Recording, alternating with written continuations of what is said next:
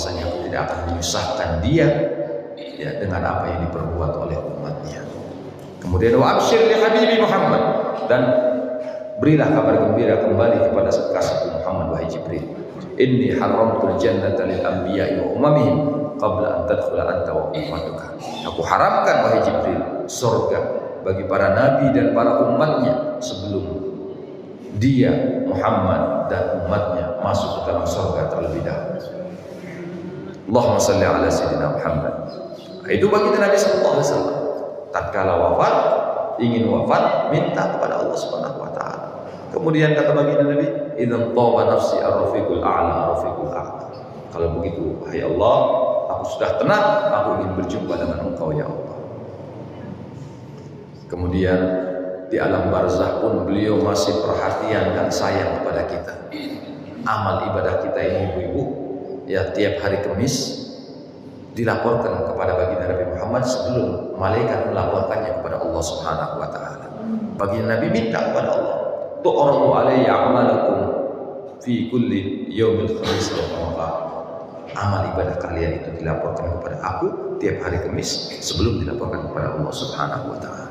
Jadi Allah memberikan satu malaikat ya khusus yang tugasnya melaporkan amal ibadah umatnya kepada baginda Nabi sallallahu alaihi wasallam. In wajada khairan, in wajadtu khairan, apabila aku mendapatkan amal ibadah kalian dalam satu minggu itu baik, hamidullah, aku bersyukur kepada Allah Subhanahu wa taala.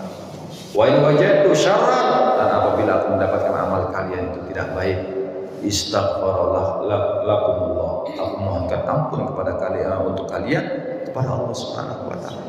Dan bagi Nabi Muhammad tatkala melihat amal ibadah kita penuh dengan dosa dalam satu minggu, beliau menangis. Menangis baginda Nabi sallallahu alaihi wasallam dan memohonkan ampun untuk kita kepada Allah Subhanahu wa taala. Sayangnya baginda Nabi Muhammad, rahmatnya baginda Nabi Muhammad kepada kita. Apalagi di akhirat nanti, tatkala di padang mahsyar, ya semua manusia bingung. Baginda Nabi sallallahu alaihi wasallam berada di haud, di telaga Kautsar. Pernah sahabat Anas bin Malik bertanya, "Aina ajiduka fil mahsyar ya Rasulullah?" Di mana kami bisa mendapatkan engkau tatkala berada di padang mahsyar ya Allah? Kata baginda Nabi sallallahu alaihi wasallam, "Qala fil haud."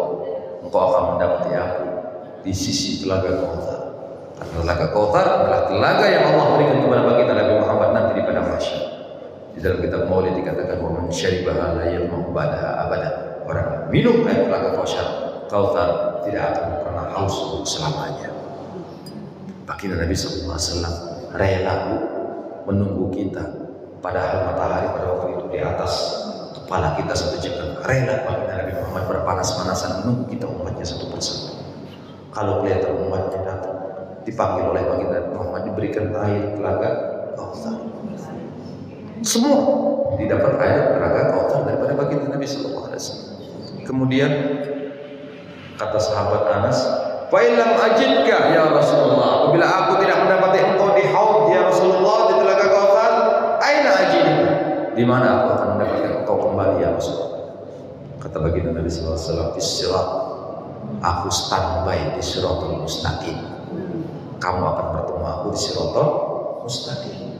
Dan semua umat baginda Nabi Muhammad, ya semua manusia, ya wajib melewati yang namanya Siratal Mustaqim. Ya, Allah Muhammad dalam Al-Quran, "Illa wariduha."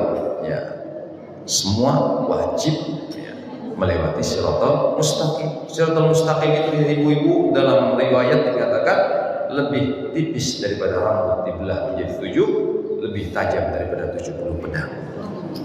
Bahkan perjalanan Siratal Mustaqim itu menanjak, mendatar, kemudian menurun. 500 tahun perjalanan akhirat.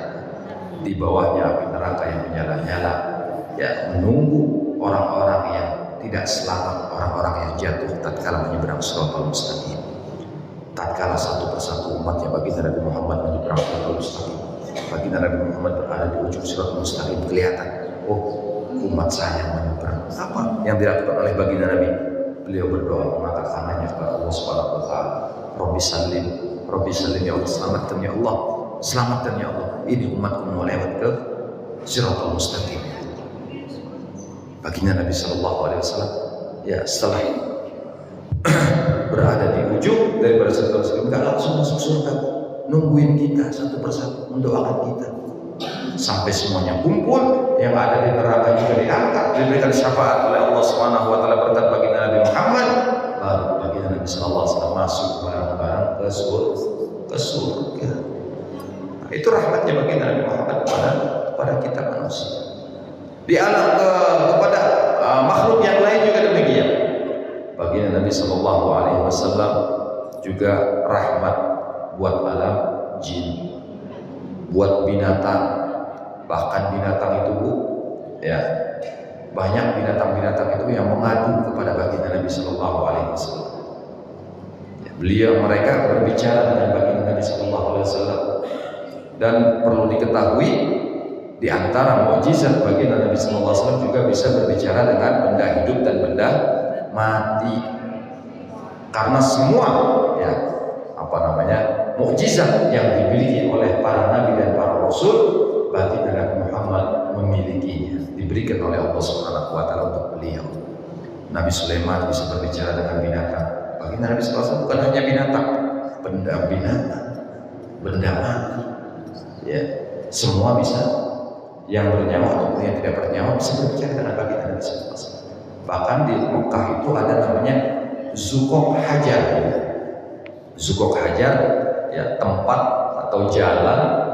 Zukok itu artinya gang. Di Mekah itu ada gang dari rumah baginda Nabi SAW menuju Masjidil Haram, ya menuju Ka'bah. Itu namanya Zukok Hajar. Kenapa dikatakan Zukok Hajar? Karena setiap baginda Nabi SAW dari rumah beliau menuju ke Ka'bah, beliau lewat situ. Tatkala beliau lewat suatu pagi, ya beliau lewat, ada yang bersalam pada beliau. Assalamualaikum ya Rasulullah. Berhenti baginda Nabi. Dilihat kanan kiri nggak ada orang. Jalan lagi baginda Nabi. Assalamualaikum ya Rasulullah. Berhenti lagi baginda Nabi. Sampai 3 kali, ternyata batu yang ada di sisi gang tadi bersalam pada baginda Nabi Muhammad SAW. Makanya disebut Zukok Hajar, gang batu. Ya, sekarang sudah dihancurkan oleh pemerintah Saudi. Ya, tempat tersebut sudah hancur, sudah tidak ada lagi. Itu namanya Zukok Hajar. Kemudian kisah tentang pohon korma, batang korma yang sedang yang sering digunakan untuk bersandar tatkala baginda Nabi SAW berkhutbah. Tatkala dibikinkan mimbar baru oleh para sahabat, maka batang korma tadi ditaruh di luar masjid. Tatkala baginda Nabi SAW berkhutbah, terdengar suara rintihan seperti anak kecil yang menangis. Bukan hanya baginda Nabi yang mendengar, semua sahabat satu masjid mendengar tangisan tersebut. Kemudian turun baginda Nabi SAW dari mimbar, ya mendatangi pohon korma, batang korma tadi. Kata baginda Nabi SAW, wahai batang